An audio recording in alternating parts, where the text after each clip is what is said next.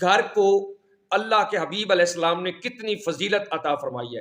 حضرت صبان رضی اللہ تعالیٰ روایت کرتے ہیں، ترمذی کی 357 نمبر حدیث ہے، نبی علیہ السلام نے ارشاد فرمایا، لا یحل لامرأ ان ينظر فی جوف بیت امرأ حتی یستأذن۔ نبی علیہ السلام نے ارشاد فرمایا کہ کسی کے لیے یہ جائز نہیں ہے کہ کسی کے گھر میں نظر کرے، اس کی اجازت کے بغیر نظر کرے، یہ کسی کے لیے بھی جائز نہیں ہے۔ یعنی کسی کے گھر میں جھانکنا، کسی میں نظر کرنا نبی علیہ السلام نے منع فرمایا ہے۔ تو ہماری جہالت پہ مبنی عوام کیا کرتی ہے؟ کوئی دروازے سے جھانک رہا ہے، کوئی پردے سے جھانک رہا ہے، کوئی دروازے کے سوراخ سے جھانک رہا ہے، اور کوئی چھت سے دیکھ رہا ہے، کوئی دائیں سے دیکھ رہا ہے، کوئی بائیں سے دیکھ رہا ہے۔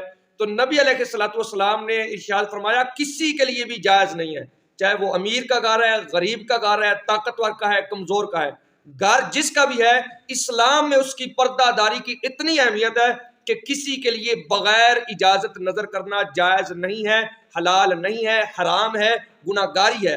اور دوسری بڑی بات نبی علیہ السلام نے فرمایا کہ فَإِن نَظَرَ فَقَدْ دَخَلَ، جس بندے نے نظر کر لی، بغیر اجازت دیکھ لیا، فرمایا اس کا حکم ایسے ہے گویا کہ وہ گھر میں داخل ہو گیا، کسی کے گھر میں وہ داخل ہو گیا۔ تو کتنا بڑا حکم ہے۔